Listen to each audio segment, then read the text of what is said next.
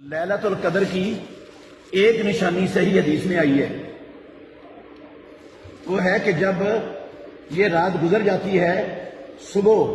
سورج طلوع ہوتا ہے تو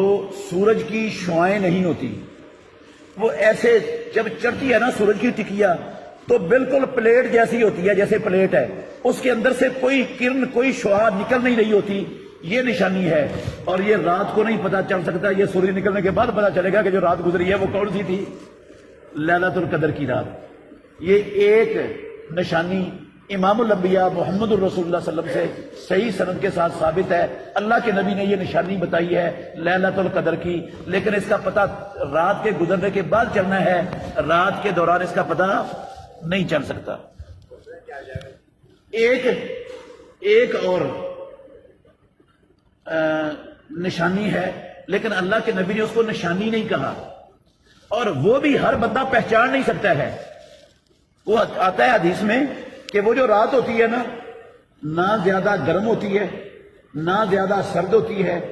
وہ معتدل قسم کی ہوتی ہے،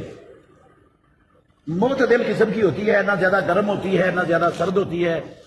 نہ گرمی کی شدت نہ سردی کی شدت، معتدل قسم کی ہوتی ہے، درمیانی سی۔ یہ پہچاننا بھی بڑا مشکل ہے، یہ بندے کے لیے پہچاننا بھی بہت مشکل ہے۔ اکثر راتیں ایسی ہوتی ہیں موسم کے حساب سے، آج کل موسم ایسا ہے، نہ زیادہ گرمی نہ زیادہ سردی، تو کیسے بندے کو پتہ چلے گا کہ یہ کون سی رات ہے؟ باقی یہ جو لوگوں نے بنایا ہوا ہے کہ اس رات میں کتے نہیں بھونکتے، اس کی کوئی بات نہیں ہے کتاب و سنت میں، کوئی نام و نشان نہیں ہے اس نشانی کا۔